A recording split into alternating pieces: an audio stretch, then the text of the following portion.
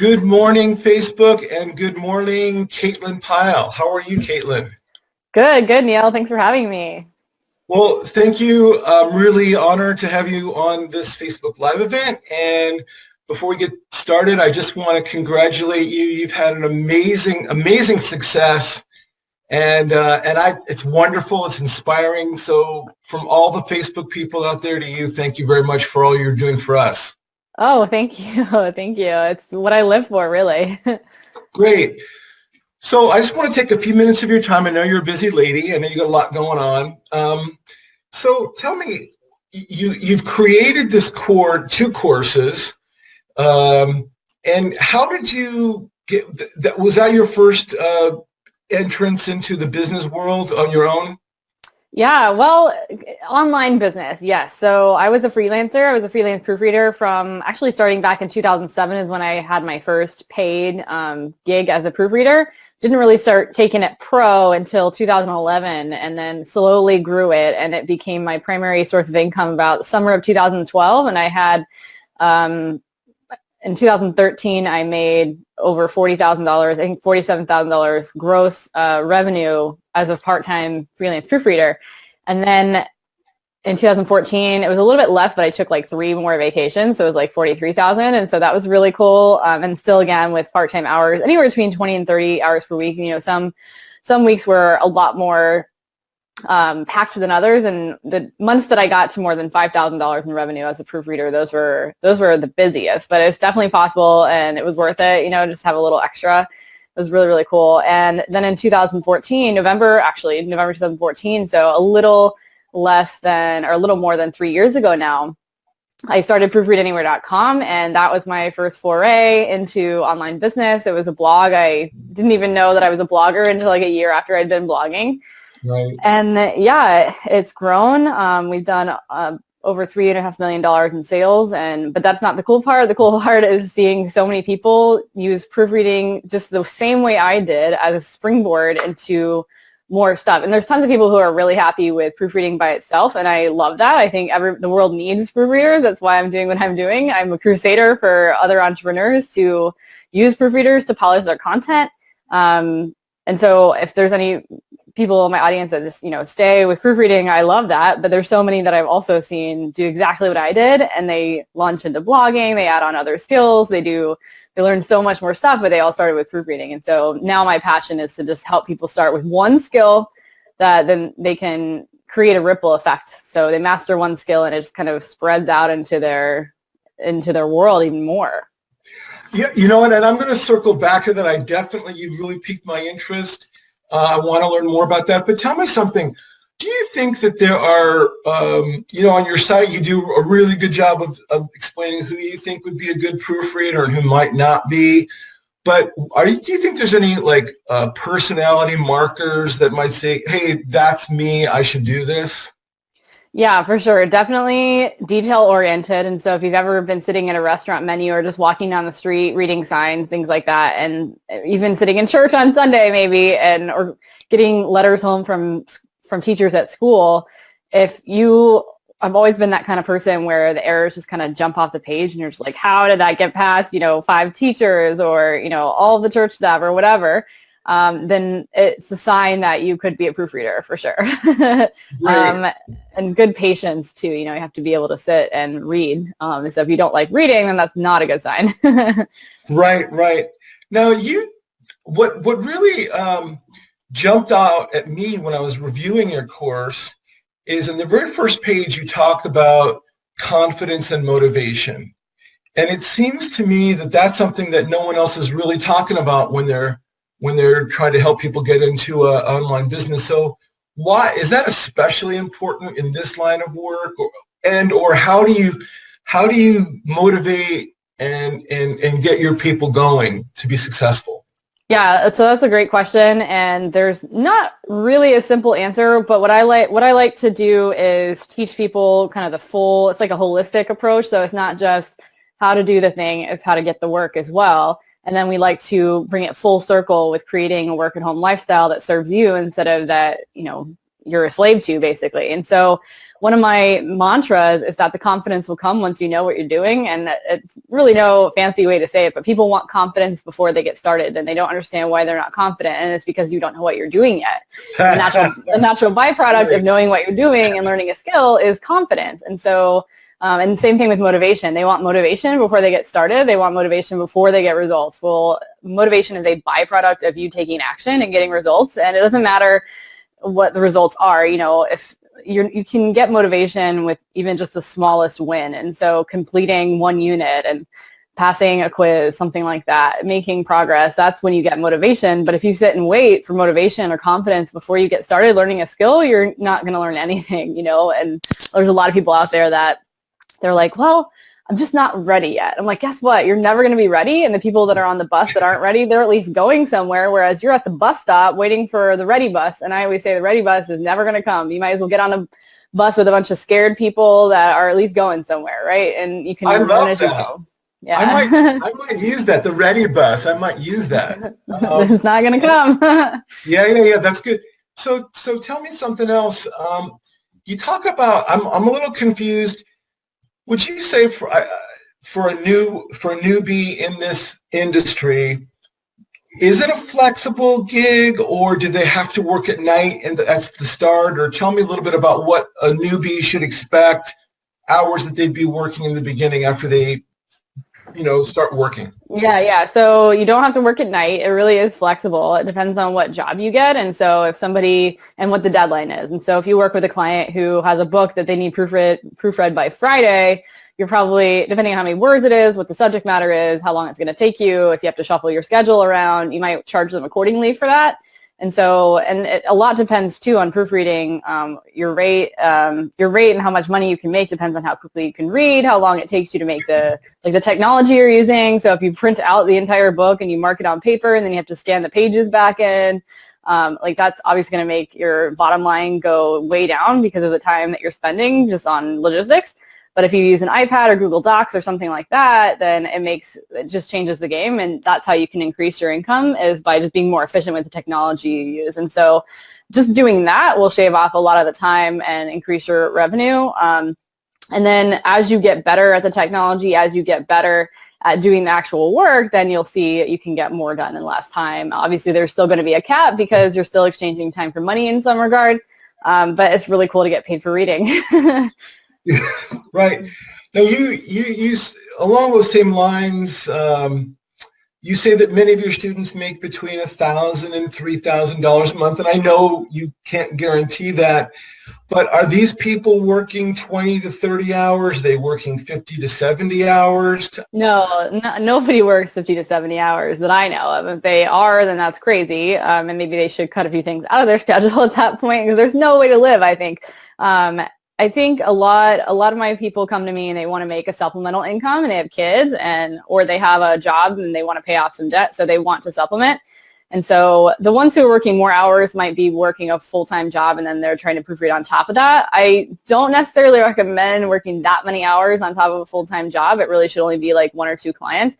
And if you're getting to where you're working 30 hours on top of your full-time job, then it's probably time to take the risk and quit your full-time job and take your proofreading full-time, because what can happen is you don't do as good a work because you spent all this energy at work at your regular job, and then you spend 30 hours into the wee hours of the morning proofreading, and I just don't really trust that necessarily, because your eyes have to be sharp, and if they've been working all day and then you're trying to push it because you want to make the money, then that could actually cost your client and cost you your reputation too. So most people go into it wanting to make a supplement or like a side hustle income, and so very common to see people getting their first $500 gig, proofreading a book within the first month or so of completing our general course.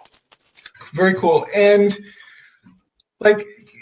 gosh, tell me if I'm pushing too hard, but can you generally say what a good, efficient proofreader would make per hour? I've done some math on that. I had made up to about $65 an hour, and that was because I was proofreading a transcript that was really, really simple, and it was also a rush job. And so I was able to get through over 100 pages in an hour at 65 cents per page at the rush rate. And so there's just different, and especially in transcript proofreading, there's just different things that can drive the cost to your client up, like having to get it done really fast. And then if that just so happens to be a very simple transcript and it's also very clean, they just need somebody to read it, then you get paid for that accordingly. But not every job is like that. I mean, you could be reading a really dense court hearing or some nonfiction book that just takes you forever to go through, in which case you probably will want to charge more for nonfiction than fiction anyway. For proofreading, and then you want to make sure that the book is edited as well. And that's a common misconception, is that editors and proofreaders are the same, and they are not. You need both if you're a self-published author, so you should always have your book edited at least one time by somebody other than you, and then you give it to a proofreader that is not you. Like, you should never proofread or edit your own stuff, but some people think, oh, I just need an editor, and the editor will proofread, and a lot of editors will try to offer both editing and proofreading, and that's a bad idea as well. Because when you edit, you kind of tear apart the text, and you become familiar with it just like the author, and then you miss errors too, because it's basically writing at that point. And so you need like a last set of eyes. And so it just depends. Somebody who's only doing proofreading and not editing, and somebody who's really good, I would say, at least $20 an hour, but it can go up just depending on how long it takes them, how quickly they can read, and again, their technology level as well.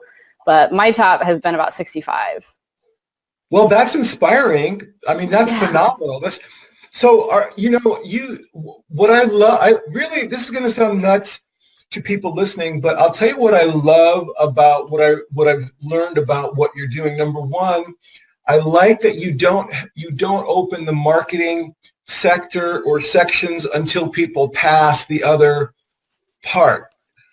And I also love the fact that, in your course, you believe in it so much that you don't think it needs a return, a free return, policy. I think that's phenomenal, because a lot of companies online, what they do is they use that free return as just a way to get people to buy stuff, and then they know they're not going to use it. But you seem like someone who really wants people to succeed in using your stuff, and it seems that's a theme that I've seen throughout everything I've read about you, and that's really unique in this landscape.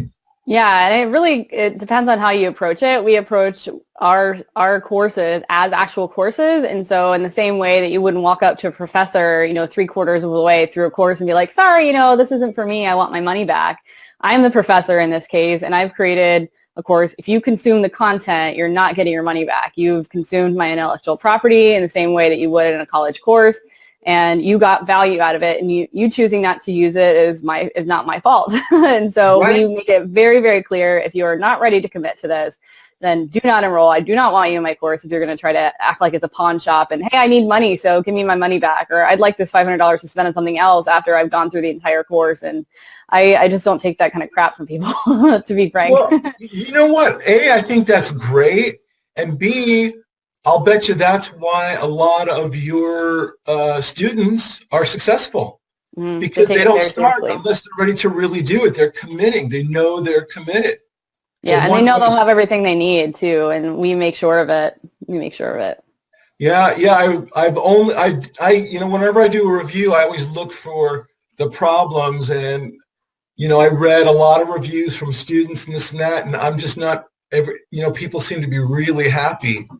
Tell me, as a last question, and I know we've only got a few more minutes of your time, in what way do you think that the community is so important to the success of the student, the Facebook community? Oh my gosh, in so many ways, and so many people tell me that it's the best part of the course. And I agree, because I go in there and it's just magical. I can scroll for hours and just read the support that's in there, just knowing that they're not alone. Somebody will, have a lapse in their confidence and like, I'm having such a hard time, can you help me out? Or I can't get motivated, and somebody will hop in and be like, remember this, what Caitlin said, blah, blah, blah. And so they're making my job easier, because I don't have to be the one in there, saying, you can do this, reminding them which module to read if they need a pep talk. And we do pep talks at the beginning of each of the modules. And the transcript proofreading course, I don't think we have them yet in general. We're still developing a lot of new stuff for that course.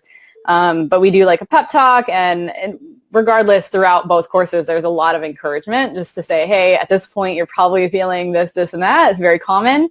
And here's why you're feeling that way, and here's why it won't always be that way. And so just as a great reminder of people who've gone before them, and like the Facebook group, there's tons of graduates and people that'll hop in and be like, hey, it took me a while to get my first client. It's a lot of timing sometimes, and reminding them that, hey, have you actually done everything in Module 8, especially if they're asking about getting clients. There's a lot of things, and people will be like, hey, I'm still waiting for my first client, and I'll just jump in and say, hey, why are you waiting? That's not a strategy. There's so many things you could be doing right now instead of posting in this group. And so And nobody's really afraid to say that to other people in a nice way. We have rules in the group that, you have to be kind. If you're not kind, you're going to get kicked out. And I don't care. This is a free bonus to the course. We don't sell access to a Facebook group. And so it's not a right. It's a privilege to be here. And so we just don't take any BS from people. But it's a really supportive group. And within seconds, you have like 15 answers to any question for the most part. It's amazing. That really is good. So tell me, we started in the beginning, you told me about some other things, I got the hint that maybe you're onto some other bigger things or some other very big things. What's next for Caitlin Pyle? Yeah, well, some people don't know this, but I'm a partner with transcribeanywhere.com. And so a lot of our proofreaders have moved on to transcribing in addition to proofreading. So that's pretty cool. My biggest project right now, and our company takes on other clients, but my biggest project right now is Work at Home School, which is launching in January. And if you're watching this after January, it's open. So you can go to workathomeschool.com and check it out. And that's basically a multi-contributor product. And so what I had noticed over the last several years of being in the proofreading space is that, it's not the right fit for everybody. And so I had started promoting other courses. Like we started with a bookkeeping course and a transcribing course, and then Transcribe Anywhere came out of that. And there's just so much out there, and I couldn't create it all myself. They're asking for mindset stuff, asking for organization stuff, and blah, blah, blah. And so what I did was I created a space for the experts in, dozens of different industries, whether in time management, organization, fitness, food, well-being, self-care, cleaning, like different things to support the work-at-home lifestyle in addition to building the skills. And so within Work at Home School, we've got content for all of that. And it's just all the experts under one roof. We've done all the guesswork and research and vetting of these instructors on behalf of our students. And so it's really like a virtual school building. You can walk in and register for courses just like a real school, and everything you need. And we don't like to make guarantees, but we like to make a suggestion. If you can guarantee yourself you have everything you need to be working at home successfully in a year or less. And we like to say a year or less because that's really realistic. And so people enroll in Work at Home School or any online course for that matter, and they're not a millionaire in a week. Like that's just an unrealistic expectation. So we're really keen on being realistic in our marketing. We'll never promise like, hey, without doing anything, with hardly any effort at all, you're going to be making money in a month or, blah, blah, blah. Like we are very, very clear that you're going to have to work. You're going to have to apply yourself. You're going to have to implement the skills and not just learn theory. You're actually going to have to take action. But by taking action and solving other people's problems, you're going to solve your own problems, and just getting people to think about business the right way. And you're gonna like you do in your marketing for the proofreaders, you're gonna spell out what that action is, right? Yeah. Each course is action oriented. We make sure of it. We bring on instructors who have a good track record and who have testimonials and who are actually working at home. We don't have any instructors who are not working at home and they're just trying to sell, some random course and, piggyback off of everyone else's success or anything. We actually, we chose instructors that can get results. And so I have every confidence that Work at Home School, for a lot of people who especially don't know quite where to start, will find their fit through Work at Home School, and we're really excited about it. I can't wait to hear more. I'm also really excited because seriously, I wouldn't say it if I didn't mean it, because I see a lot of stuff online. I've been around, and a lot of people want to talk to me. I don't talk, I wanted to talk to you because your stuff really stands out, high quality, I believe you, at least in these courses, they can change people's lives. And that has a ripple effect on a lot of other people. So that's why I'm really excited about you and I might just try to twist your arm and bring you back and talk about the school after the first of the year, if you'd be willing to do that. Sure. Yeah, we're opening that on January 15th. We are doing a really fun orientation type event. It's called the Work at Home Summit.